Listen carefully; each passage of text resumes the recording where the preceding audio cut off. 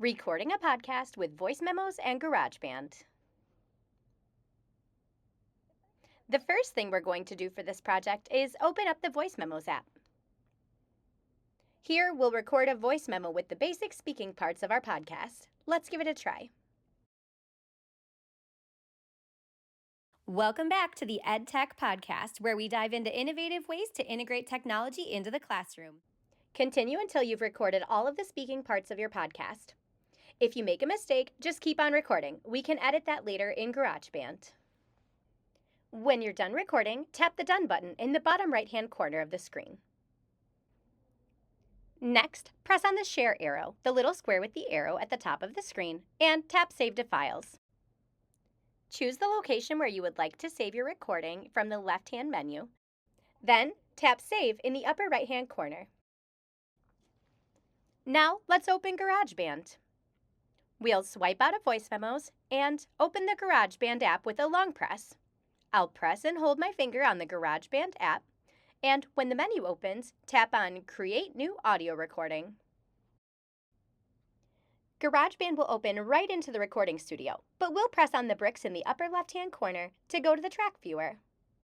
Next, we'll press the Loops button in the upper right-hand corner. Then tap Files. Next, at the bottom of the screen, we'll tap Browse Items from the Files app. Locate the file that you just exported from Voice Memos and tap on it to open it in GarageBand. Next, select your recording from the box and drag it over into the track viewer. It will create a new track with the recording that you've just imported. Next, let's look at doing some editing. First, I'll trim down the beginning of the track where I wasn't quite recording yet. I'll tap on the track, then drag from the left-hand side, and using the yellow handle, I will adjust to the beginning of my actual recording.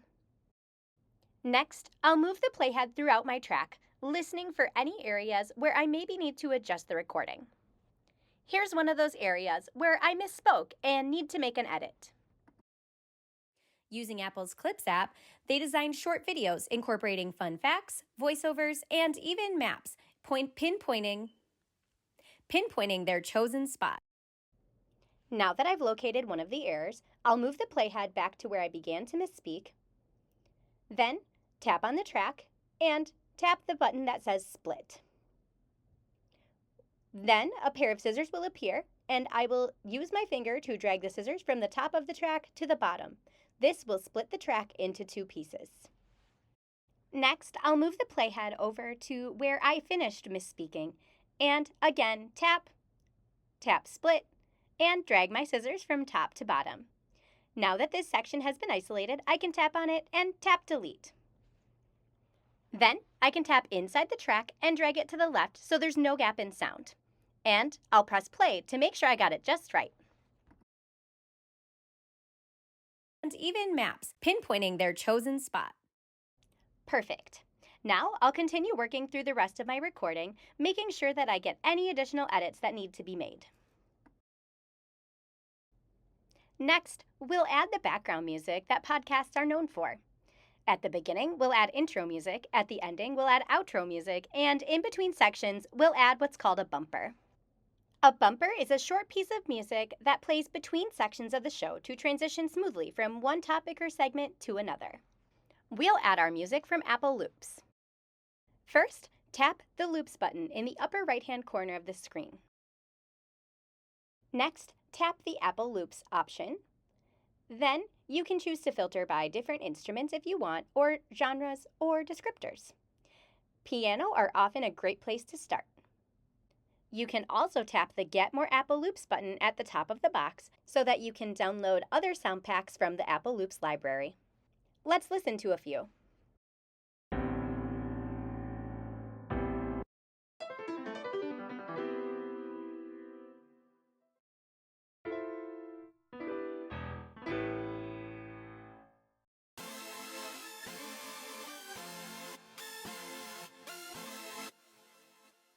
Once you've decided on one, tap on it and drag it into your track viewer to add a new track with it.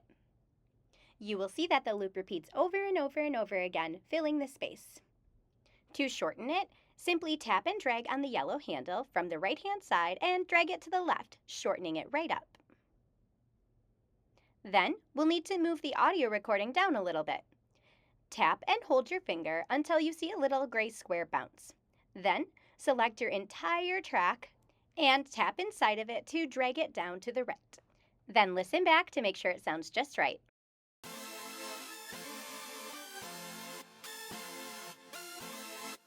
Welcome back to the Ed. For an even smoother transition from the music into the intro of the podcast, we can have the music fade out as the speaking begins. Let's look at how to do that. First, tap on the instrument on the left-hand side of the screen. Then, tap Automation. Automation lets us control the volume over time. You'll see a white line. That's the volume line. Tap the line to add 2 points, one at the start of the fade and one where you want the music to be all the way down. Now, drag the second point down. This creates a smooth fade out right as your voice starts.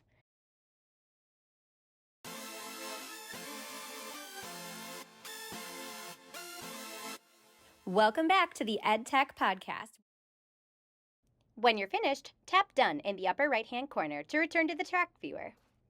Next, we'll find a place in the middle of the podcast where a bumper could be used to split up some sections. First, we'll split up the audio recording like we did before. I'll tap on it and tap Split, then drag the scissors from top to bottom to split up the sections. I can then spread them apart so there's a little room for a bumper in between. Next, we'll tap back onto Apple Loops to find the perfect transition bumper. Tap on any of them to preview them, and when you find the one you like, simply tap on it and drag it over into the track viewer to add it into our project as another line. Once it's added in, you can use the handles to adjust the length to just what you need. This bumper pretty naturally fades in and out, so I'm not going to add a fade in or fade out. But if you needed to add one to yours, you could do that by clicking on the instrument and tapping Automation. Next, let's look at duplicating our intro to create an outro. Note that your intro and outro don't have to be the same. I'm just choosing to make mine the same in this video. If you would like to make them different, you could again select a different track from Apple Loops. First, I'll tap the instrument on the left-hand side, then tap the duplicate button. Next, I'll tap on the audio from the intro and tap Copy so that I can copy and paste it down to the second track. Note that it will automatically paste where your playhead is, so if you know that you want it at the end, you could simply move your playhead there, then tap Paste to avoid having to move it around. If you do need to move it, simply tap on the track and drag it down to the end. Next, to make it fade in, tap on the instrument on the left and tap Automation. Then again, adjust the points to what you need so that it has the perfect fade in.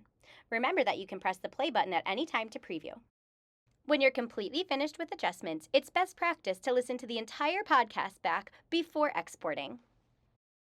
When you're ready to export, tap on the sheet in the upper left-hand corner to go back out to the project view. Next, tap on your project and hold until the menu appears, then press the Share button. Sharing as a song will compress your audio into one single file, which is what we will use for a podcast. You could also create a ringtone, or if you needed to, you could even share your entire GarageBand project with a friend. You could choose any of these options, but for our case, we will choose to export as a song. When you tap Song, you'll want to make sure that you are exporting as high quality, and you can also adjust your information to be included in the track. When you're finished, press the Share button in the upper right corner. When the Save menu opens, tap Save to Files.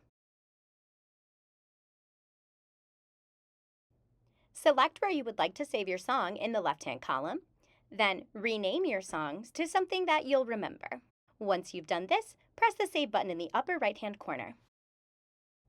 Last, let's go out of GarageBand to look at how you could add this file to an app, like Pages. First, I'll swipe down and type Pages so that I can open the Pages app. Once the app opens, locate the file that you need to add it to. In this case, I'm going to open my coaching journal. Next, I'll navigate using the page thumbnails on the left-hand side down to the page where I need to add my podcast.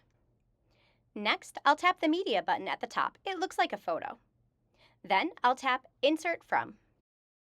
I'll locate my song, then tap on it and tap open in the upper right corner. You can see that it's now been added to my page, and when I press on it, it will play back my podcast. And that's it. If you create your own, be sure to drop a link in the comments so everyone can listen in. Have fun creating your own podcast with voice memos and GarageBand.